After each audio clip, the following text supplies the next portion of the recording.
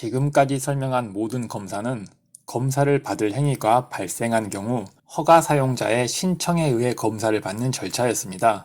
반면 허가 사용자는 정기적으로 받아야 하는 검사들이 있습니다. 이를 정기검사라고 통칭합니다. 정기검사의 대상은 허가 사용자와 업무대행자입니다. 정기검사는 규제기관에서 직접 허가 사용자 또는 업무대행자를 방문하여 수행하지만 서면으로 받을 수도 있습니다. 서면으로 정기검사를 받기 위해 작성하는 서류를 자체점검 보고서라고 하고 자체점검 보고서를 만드는 행위를 자체점검이라고 합니다. 자체점검 보고서는 문서로 제출되므로 자체점검 보고서를 심사하는 행위를 현장검사와 대비해서 서면심사라고 표현합니다.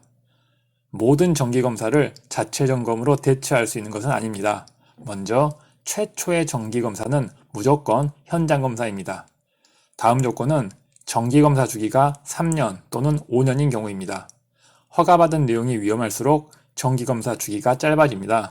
가장 짧은 경우가 1년, 그 외는 3년 또는 5년입니다. 즉, 허가 내용이 위험한 경우는 자체점검 대상이 아니고 위험도가 낮은 허가만 서면검사 대상이 됩니다. 이 규정에 따라 정기검사 주기가 1년인 허가 사용자는 서면심사 적용 대상이 아닙니다. 아울러 업무대행자도 정기검사 주기가 1년이므로 서면심사 적용 대상이 아닙니다. 또한 직전 정기검사에서 시정 또는 보완명령을 받지 않았어야 합니다. 정기검사에서 시정 또는 보완명령을 받은 경우 다음 정기검사에서 이행 여부를 확인해야 하므로 자체점검이 되지 않습니다. 즉 자체점검은 문제없이 방사선 안전관리를 잘 수행하는 기관에게 주어지는 특혜입니다. 다음은 보고가 누락되지 않아야 하고 판독 특이자가 발생하지 않아야 하고 각종 사고가 발생하지 않았어야 합니다. 보고 누락과 판독 특이자는 3년간, 사고는 5년간이 기준입니다. 정기검사 해당 연도에 1월 1일부터 기산하여 최근 3년간이라는 의미는 정기검사를 2020년에 받는다면 2017년, 2018년, 2019년 3년을 의미합니다.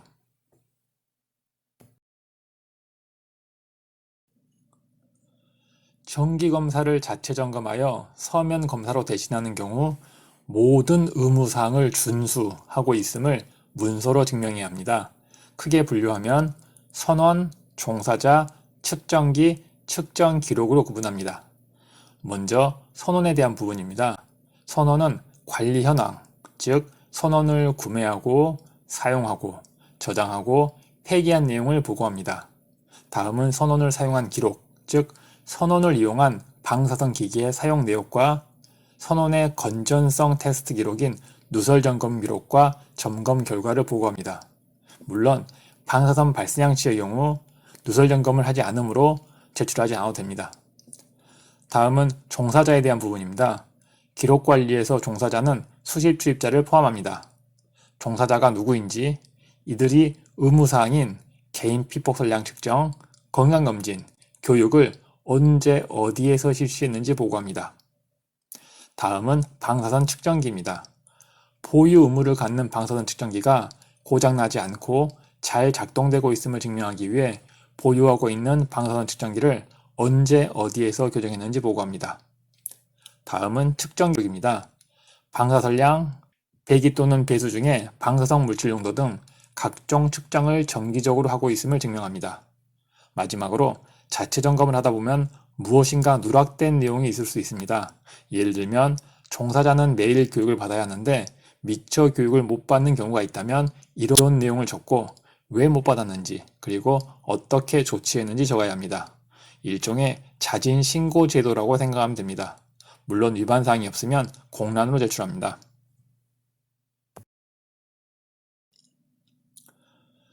정기검사의 면제는 먼저 적용 범위. 정기검사를 서면으로 받을 수 있는 경우는 정기검사 주기가 3년 또는 5년인 경우라고 설명했습니다. 이 때문에 정기검사 주기가 1년인 경우는 무조건 현장검사를 받아야 합니다. 그런데 무조건 현장검사를 받는 대상 중 방사선 안전관리를 잘 하고 있는 경우 정기검사를 면제받을 수 있습니다. 따라서 정기검사 면제 대상은 정기검사 주기가 1년인 허가 사용자와 업무대행자입니다. 다른 기관의 방사선 안전관리를 대행하는 업무대행자는 이 일을 잘못 처리한 경우 여러 회사에 영향을 미치기 때문에 업무대행자는 규모에 무관하게 정기검사 주기가 1년이기 때문입니다. 정기검사 면제는 전년도 정기검사를 받은 경우에만 적용됩니다. 이는 2년 연속 면제는 되지 않는다는 의미입니다. 면제 기준, 안전관리 실적 평가표는 검사 시 지적사항이 발생하거나 선원 도난 등 사고가 발생하면 감점되는 방식으로 점수를 관리합니다. 기본 점수 100점에서 부정적인 사안 발생 시마다 감점이 되며 이 점수가 70점 이상이면 면제, 미만이면 정기검사를 받는 형태입니다. 면제 대상자의 선정. 한국원자력안전기술원은 면제 대상자를 선정하여 원자력안전위원회의 승인을 받아야 하는 부분으로 규제기관이 해야 하는 행정 절차에 대한 설명입니다. 면제 통보. 면제 대상자의 선정 이후 따르는 행정 조치입니다. 면제 대상자에게 면제 대상자가 되었음을 알려주는 것입니다. 면제에 대한 조치. 면제 대상이 되면 정기검사 합격으로 처리합니다. 면제 예외 규정.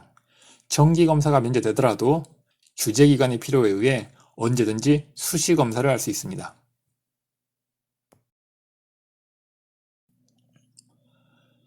위험도가 큰 경우에는 정기검사를 매년 받고 위험도가 낮은 경우에는 정기검사 기간이 3년 또는 5년으로 정해집니다.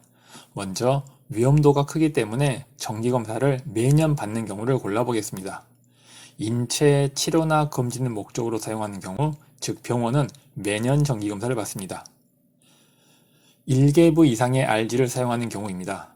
이 기준은 대단위 사업에 포함됩니다.